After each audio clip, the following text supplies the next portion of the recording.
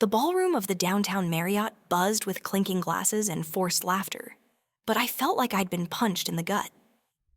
I stood frozen, my name badge, Celine Harper guest, pinned to my blazer, staring at the massive banner overhead, 15 Years of Impact Horizon Community Fund. It listed only two founders, Philip Grant and Miriam Voss. My name, the one that should have been there, after years of sweat and sleepless nights building this organization, from nothing was gone. Erased like I'd never existed. The MC, a polished woman with a practiced smile, took the stage. Welcome to our gala, celebrating Horizon's mission to transform lives. The crowd applauded, and I gripped my clutch, my nails digging into my palm. Tonight we honor our founders, Philip Grant and the late Miriam Voss, whose vision made this possible.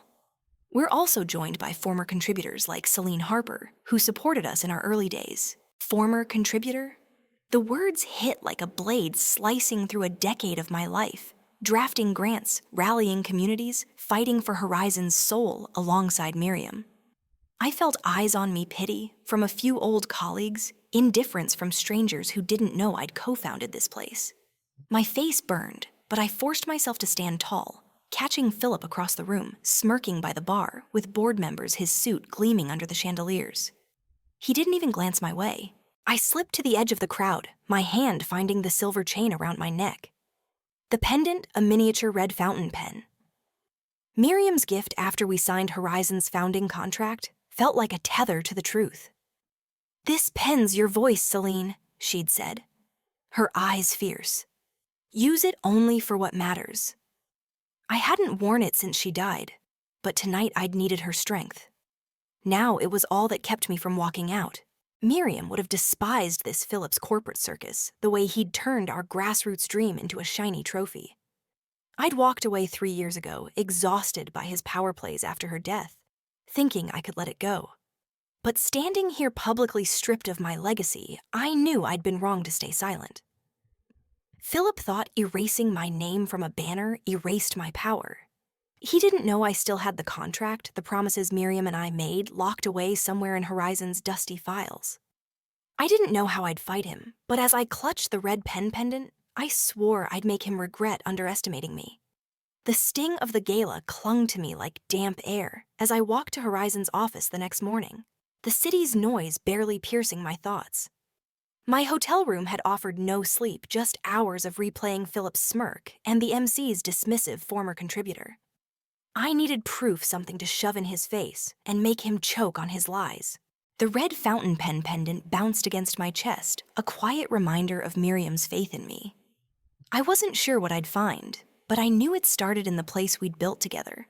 Horizon's office, a squat brick building we'd leased a decade ago, looked tired under the gray sky. My old keycard still worked the lock, buzzing me in with a grudging click. The reception area was empty, a half-dead fern drooping in the corner. The open-plan office I remembered, cluttered with coffee mugs and community flyers, was gone, replaced by glass cubicles and a sterile logo that screamed Philip's influence. I headed for the storage room where Miriam and I had stashed our founding files. The door creaked, revealing a mess of dusty boxes, some labeled in her precise script, others unmarked. I started sifting, my hands unsteady, as I pulled out old grant applications and meeting notes. A Polaroid slipped from a folder, me and Miriam at a food bank opening her arm around me, both of us laughing. I tucked it in my pocket, my throat tight. She'd called me her second pen, the one who'd carry her vision if she couldn't. That vision was in the founding contract, locked in a safe we'd hidden here. If I could find it, I could prove I wasn't just a ghost in Horizon's history. Footsteps broke my focus. I froze, shoving a box back into place. A young woman appeared, her dark hair in a messy bun, a stack of files under her arm. She blinked, startled, then tilted her head. "You're not supposed to be here, are you?" Her tone was more curious than accusing. I stood, dusting my hands. "I'm Celine Harper. I used to work here, looking for old records." Her eyes widened. "Celine Harper. The co-founder, I'm Alex Voss, intern. I know you well from my mom's stories."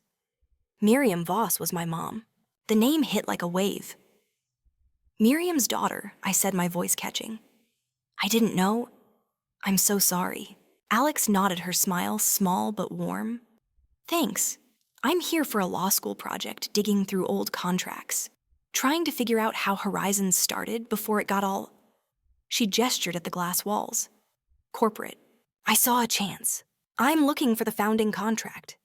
Miriam and I locked it in a safe here years ago. It's gotta be in this mess somewhere. Alex's face lit up. A safe? There's one behind that shelf. I found it last week but couldn't crack it. Let's check. We shifted the shelf, revealing a small rusted safe in the wall. My hands shook as I punched in Miriam's birthday, her go-to code. The lock clicked and I opened it, heart pounding. Inside was a manila envelope labeled Horizon Founding Documents in Miriam's handwriting. I pulled it out, my breath shallow. The envelope held the contract and a handwritten letter. I read the letter first, Miriam's words, sharp and alive, Celine. If you're reading this, Philip's gone too far. The contract is your weapon. Article 7.2 is your shield. You're my second pen. Don't let him break what we built. M. My eyes stung. She'd seen this coming even then. The contract was crisp despite its age. I flipped to Article 7.2. In the event of a founder's death, the surviving co-founder retains veto power over major organizational changes, including mergers, mission amendments, or dissolution to preserve the original intent. I exhaled relief, mixing with resolve. This was my leverage. Alex scanned it, her lawyer brain kicking in. This is huge. Can they ignore it? Not if it's still valid, I said. I need to check with the state legal office. If this holds Phillips in trouble. I'm in, Alex said, grabbing her jacket. This is Mom's fight too. We headed to the state legal office, a gray building buzzing with clerks. A young guy, Jonas, took the contract, his brow furrowing as he read. After an hour, he looked up. This is airtight, he said. Article 7.2 is still in effect, no amendments filed. You've got veto power, Ms. Harper, over any major changes. I let out a breath I didn't know I'd been holding. So I can block a merger, or anything that alters Horizon's core mission, Jonas said. Present this at a board or shareholder meeting, and they're bound by it. Alex fist bumped me, her grin infectious. We've got him. But as we stepped outside, my phone buzzed an email from an unknown address, back off Harper. You're digging a hole you can't climb out of. No signature, just a chill that settled in my bones. I showed Alex, her face hardening. Philip, she asked. Or his friends, I said, my hand on the pendant. They know I'm onto something. We stood on the sidewalk, the city's pulse around us. I could stop now, let Philip's threat scare me off. But Miriam's letter burned in my mind. You're my second pen. This wasn't just about my name, it was about her, Alex, and every community Horizon was meant to serve. Philip thought he'd silenced me. He was about to learn how loud the truth could be. The anonymous email, back off Harper, hung over me like a storm cloud. As Alex and I left the legal office, the city's pulse doing little to calm my nerves. I kept my fingers on the red fountain pen, pendant its weight, a quiet anchor against the threat's chill. Alex was buzzing, her law school instincts in overdrive. But I felt the stakes shifting. Philip wasn't just erasing my name, he was guarding something bigger. And that email meant he knew I was closing in. In my hotel room, we spread the contract and Miriam's letter on the desk, the manila envelope creased but heavy with promise. Alex opened her laptop, diving into nonprofit law to confirm Article 7.2's reach. Jonas nailed it, she said, scrolling through a legal database. This veto power's a fortress. Philip can't merge, rebrand, or gut Horizon's mission without your say. But he's not dumb. He's got to know this exists. Then why act like I'm nobody? I asked, pacing the cramped room. If he knows I can block him, why risk it? Alex tapped her pen, a habit, so like Miriam it hurt. Either he thought you'd stay gone, or he's banking on something so massive you'll be too late to stop it. She pulled up Horizon's website, digging into the board's schedule. Look, emergency shareholder meeting tomorrow, no agenda listed. Mom always said secret meetings mean dirty deals. My gut twisted, a merger. Probably, Alex said, her voice grim. I heard Philip schmoozing some investors last week talking global scale. If he's selling out to a big player Article 7.2's, your only shot to kill it. I sank into a chair, Miriam's letter staring up at me. Don't let him break what we built. I thought of the youth center's artist grants and food banks we'd funded lifelines. Philip's scale would likely cut. We need to know his plan, I said. If I crash that meeting without proof, he'll spin it to make me look unhinged. Alex nodded, her fingers flying across the keyboard. I've got intern access to the board's email archive. It's limited, but I'll hunt for leaks. What about you? Ellen Carter. I said, my mind racing. She was our first board secretary, retired a while back. Hated Philip's guts. If anyone knows his game, it's her. Divide and conquer, Alex said, grinning. Let's move. I called Ellen while Alex scoured the server. Her voice crackled through the phone sharp despite her age. Celine, didn't expect to hear from you. What's Philip done now? I laid it out, the gala, the contract, the secret meeting. I think he's pushing a merger. What do you know? Ellen's sigh was heavy. He's been wooing Vanguard Capital, a private equity shark. They want to flip Horizon into a for-profit funnel funds to their pet projects. Philip gets a fat payout, and the communities you served get scraps. Miriam would have burned the place down before letting that happen. My grip tightened on the phone. How's he getting away with it? He's a snake, Ellen said. Charmed the board with promises of growth, buried your role as founder. Most of them think you quit. He's been rewriting history since Miriam died.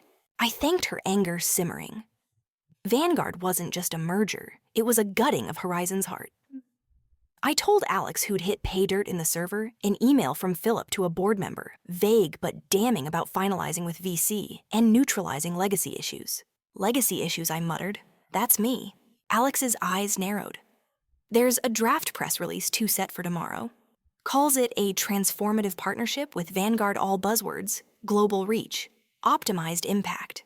No merger mentioned, but it's a sellout clear as day. I stared at Article 7.2, its words a lifeline. If I bring this to the meeting, can they dodge it? Not legally, Alex said. But Philip's got lawyers, and Vanguard's got cash. They'll try to bully you, call the contract obsolete, question your standing. We need more ammo. She pulled up another file, a financial projection buried in the server. It showed Vanguard's plan, 70% of Horizon's budget redirected to corporate-backed initiatives, local programs slashed. Philip's payout was listed as a consulting fee, 7 figures. I felt sick. This is theft, I said, not just of my name, of everything we stood for. Alex saved the files to a USB drive. We've got enough to expose him, but we need to be ready for pushback. Those emails, you got someone's watching. I nodded, the pendant's red pen gleaming as I moved. Let's find out who. That night, I called a tech-savvy friend, Mia, who traced the anonymous emails to a dummy account linked to a law firm Vanguard used. It wasn't proof, but it was close enough. Philip wasn't alone, he had muscle. I barely slept, my mind running through tomorrow's meeting, imagining Philip's smug deflections. Alex stayed up building a dossier, emails, projections, the contract. By morning, we were armed, but the weight of it all pressed hard. We grabbed coffee before heading to Horizon's office, the USB drive in my pocket like a grenade. Alex handed me a copy of the dossier. Insurance, she said. Mom always said to have a backup plan. I smiled, the pendant warm against my skin. She'd love you for this, you know. You're her spitting image, smart, stubborn, all heart. Alex blushed. You're not so bad yourself, Celine. Ready to make Philip sweat. I gripped the dossier, the red pen pendant catching the light. More than ready. As we neared the office, my phone buzzed, another email. Same unknown sender, last chance Harper. Walk away, or you lose more than a name. I showed Alex, my pulse spiking. They're desperate, she said, her voice steady. That means we're winning. I tucked the pendant under my shirt, its red pen a silent vow. Philip thought he could scare me off, rewrite my story. But I had Miriam's words, Alex's fire, and a contract that could break him. Tomorrow's meeting wasn't just a fight for my place. It was a battle for Horizon's soul, and I was ready to draw blood. The shareholder meeting felt like a courtroom. The air in Horizon's glass-walled conference room charged with anticipation. I stood outside the leather folder with the contract and Miriam's letter clutched in my hands. The red fountain pen pendant a steady weight against my chest. Alex stood beside me, her laptop bag slung over her shoulder, her eyes fierce with the same fire I'd seen in Miriam. We'd rehearsed every move, but my pulse hammered as I pushed the door open, stepping into the lion's den. The room fell silent, 30 pairs of eyes board member shareholders, Philip's legal team locking onto me. Philip sat at the head of the table, his face a mask of calm, but his knuckles whitened around his pen. "Celine," he said, his voice dripping with false warmth. "This is a private meeting. I'm afraid you're not on the agenda." "I'm not here for your agenda," I said, my voice cutting through the room. I set the folder down, Alex taking a seat near the back, her laptop ready to project our evidence. "I'm here to invoke Article 7.2 of Horizon's founding contract." A ripple of confusion spread. Philip's smile twitched. "Article 7.2. That's irrelevant. You're no longer with Horizon, Celine. This is disruptive." I opened the folder, sliding the contract across the polished table. This is the original founding contract signed by Miriam Voss, Philip Grant, and me, Celine Harper, co-founder. Article 7.2 gives the surviving co-founder veto power over major changes, including mergers. Miriam's gone, but I'm here and I'm vetoing your deal with Vanguard Capital. The room exploded, gasps, murmurs, board members shuffling papers. Philip raised a hand, his voice sharp. "This is nonsense. That contract's obsolete, replaced by newer agreements. Celine hasn't been involved in years." "She's not obsolete," I interrupted, pulling out Jonas's state verification. "This was confirmed yesterday. Article 7.2 is binding, and no amendments exist. I have the power to stop this merger, and I will." Vanguard's lawyer, a man in a pinstripe suit, stood, his tone icy. "Ms. Harper, this is highly irregular. The Vanguard partnership is finalized, board approved. You are obstructing progress." "Progress," I said, my voice rising. "You mean gutting Horizon's community programs to fund corporate ventures? That's not the Horizon Miriam and I built." I nodded to Alex, who projected an email from Philip to Vanguard, his 7-figure consulting fee, highlighted in red. The room went still. Or is it progress for Philip's bank account clearing, legacy obstacles, like me? Board members shifted, some glaring at Philip. He stammered, "That's misrepresented my team." A board member, Victor, cut him off, his voice hard. "Mr. Grant, why is Ms. Harper's signature absent from every proxy document since 2022? If she's a co-founder, did you forge those records?" The question landed like a grenade. Philip's face drained of color, his eyes darting to his lawyer, who looked away. "I didn't." "The legal team handled documentation," he said, his voice cracking. "Any oversight was theirs." Vanguard's lawyer stood, abruptly gathering his papers.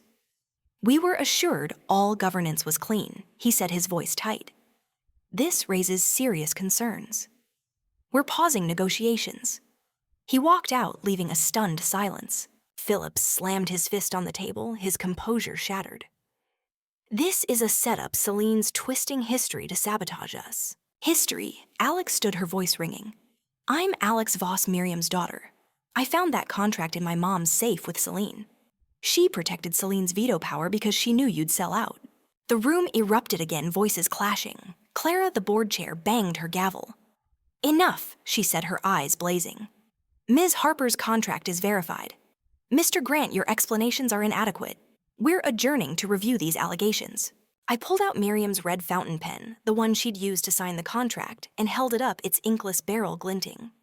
"You erased my name from the gala banner, Philip," I said, my voice steady. "But it's on the contract that matters. Miriam trusted me to keep Horizon true, and I'm doing it." Philip glared, his voice low and venomous. "You'll regret this, Celine. You're burning bridges you can't rebuild." I met his gaze, the pen firm in my hand. "The only thing burning is your lies." Clara escorted me and Alex out, her face unreadable. In the hallway, Alex grabbed my arm, her grin fierce. "You obliterated him." Mom would have been screaming her head off. I laughed, shaky but real. I was sweating bullets. "But we're not done. That night, we met Ellen Carter at a diner, her eyes wide as we recounted the meeting. "You've got him on the ropes," she said. "But Vanguard's exit doesn't end it. Philip's got allies on the board. They'll try to save him. Not if we keep pushing," I said, the pendant warm against my skin. "This isn't about Philip anymore. It's about what comes next." My phone buzzed a text from Clara. "Board meets tomorrow, 10 a.m. Critical vote." "Be there." I showed Alex my heart racing. "This is it," I said. "They're deciding Horizon's future and ours." Alex nodded, her voice soft. "Mom always said you were the one who'd fight for the soul of things." She was right. I gripped the red pen, its weight a promise. Tomorrow wasn't just about stopping Philip, it was about proving Miriam's trust wasn't misplaced. I didn't know what the board would do, but I knew I'd walk in with the truth, and that was more than Philip could ever take away. The boardroom was a battlefield at 10 a.m., the glass walls reflecting a tense silence as I entered the red fountain pen pendant, steady against my chest. Alex was at my side. Her laptop closed, her eyes sharp, with the same resolve I'd seen in Miriam. Clara's text, critical vote. Be there had kept me up all night, but the weight of Miriam's letter and the contract in my leather folder grounded me. Today wasn't just about stopping Philip. It was about rewriting what Horizon could mean and what I'd carry forward. The board members sat rigid, their faces a mix of unease and anticipation. Philip was at the head of the table, his suit crisp, but his posture slumped like a man bracing for a fall. Clara stood, her gavel in hand, her voice cutting through the room. "We're here to address Ms. Harper's invocation of Article 7.2 and the allegations against Mr. Grant. The contract is verified. Ms. Harper's veto power is binding. The Vanguard merger is off the table." A murmur rippled through the room. Philip's eyes flicked to his lawyer, who avoided his gaze. I stepped forward, the folder unopened in my hands. "I'm not here to take back a title," I said, my voice clear. Horizon was built to serve communities, not corporate bottom lines. Miriam Voss and I signed a contract to protect that. I'm honoring her by vetoing this merger and by walking away. The room stirred, board members exchanging glances. Philip leaned forward, his voice strained. "Celine, you're throwing away Horizon's future. Without Vanguard, we'll collapse. You're being reckless." "Reckless," I said, pulling out the red fountain pen. Miriam's pen, the one that signed our contract, and setting it on the table. "You forged proxy records, Philip. You erased my name to push a deal that would have gutted our mission for your payout. That's not a future, it's betrayal." Victor, the board member who'd challenged Philip yesterday, spoke up, his tone icy. "Mr. Grant, we reviewed the records. Ms. Harper's signature is missing from every major decision since 2022. You claimed sole authority. Care to explain?" Philip's face crumpled, his voice rising. "It was an administrative error, my team." "No more excuses," Clara interrupted, her voice like steel. Then she dropped the bombshell. "I knew Miriam Voss for 30 years. I was the notary who witnessed Article 7.2's creation at her insistence. She predicted you'd try to erase Celine Philip. That's why she protected her veto power. I stayed quiet, hoping you'd honor Horizon's roots. You didn't." The room gasped, the twist landing like a thunderclap. Philip's mouth opened, but no words came. Board members whispered, their trust in him shattering. Clara turned to the room. "Given these revelations, I move for an immediate vote of no confidence in Mr. Grant's leadership." The vote was swift, unanimous. Philip was stripped of his role, his face ashen as he gathered his things, escorted out by security. The board turned to me, Victor speaking first. "Ms. Harper, with your veto power, you could lead Horizon. What's your plan?" I took a breath, the pendant's warmth guiding me. "I don't trust this board to uphold Miriam's vision, not after you let Philip rewrite my history. I'm not staying. I'm donating my stake in Horizon to seed a new organization, the Red Ink Collective, for those pushed out of what they built. We'll fund the community's Horizon, forgot the way Miriam and I always did." The room was silent, some nodding, others stunned. Clara's eyes softened. "You're sure, Celine? You're giving up everything here." "I'm not giving up," I said, holding the pen. "I'm building something true." I left the contract on the table, the pen in my hand, and walked out with Alex. My heart raced, but my steps were light like I'd shed a weight I'd carried too long. Outside, Alex hugged me, her grin wide. You didn't just win, you rewrote the game. Mom would have been so proud. Tears stung my eyes. She'd be proud of you too. You're in right? All the way, Alex said, her voice fierce. That afternoon, we met Ellen Carter at her cozy home, surrounded by photos of Horizon's early days. She poured tea, her smile warm. You turned Philip's world upside down, Celine. What's next? The Red Ink Collective. I said, the pendant glinting. Small grassroots focused on artists' kids, activists. No corporate strings. Ellen nodded. Miriam's spirit reborn. I'll help however I can.